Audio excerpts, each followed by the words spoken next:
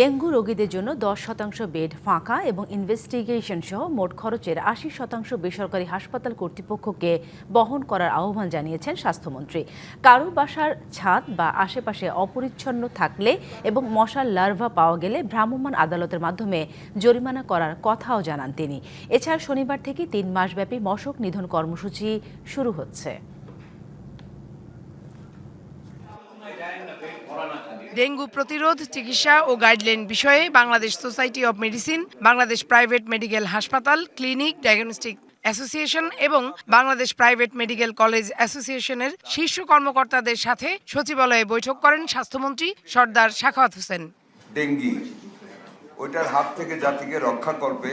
পরে মন্ত্রী জানান, বেসরকারি হাসপাতালে ভর্তি ডেঙ্গু রোগী শুধুমাত্র ঔষধ ও খাবারের ব্যয়ভার বহন করবে।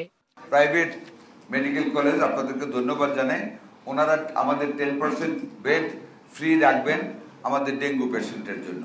সেইখানে ডাক্তারদের চার্জ নেবেন না, শুধু ওষুধের টাকা এবং খাবার টাকা রুগী ম্যানেজ করবে।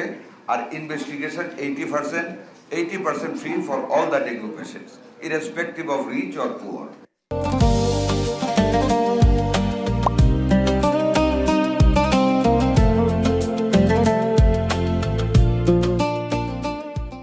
ডেঙ্গু প্রতিরোধে এখন থেকে বাড়ি বাড়ি মোবাইল কোর্ট পরিচালনা করা হবে জানিয়ে মন্ত্রী বলেন, কারো বাসার ছাদ বা আশেপাশে অপরিচ্ছন্ন থাকলে এবং মশার লার্ভা পাওয়া গেলেই জরিমানা করা হবে।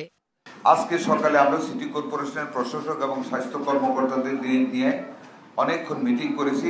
পরিচ্ছন্নতা অভিযান, ডিচ, মজা পুকুর, ক্যানেল, গাড়ির গ্যারেজে ধুয়ে চিপার ভিতরে পানি রাখে, এইগুলি বাড়ির ছাদ আমরা ম্যান্ডেটরি করব মোবাইল কোড দিয়ে। প্রত্যেকটা সন্দেহজনক বাড়িতে যেগুলির ছাদে ওই টব আছে এগুলিকে চেক করার জন্য, যদি না দেয় আমরা মোবাইল কোড করে জরিমানার ব্যবস্থা করব। জলে ও স্থলে সর্বত্র ওষুধ স্প্রে করার পাশাপাশি পানিতে লার্ভানাশক ট্যাবলেট দেয়া হবে বলেও জানান স্বাস্থ্যমন্ত্রী। না বললাম তো, সবগুলিতে মেরামত করে, আগে মশা মাইরে নি বাঁচায়নি, মেরামত করে। Farhana Juthi, DBC news, Dhaka.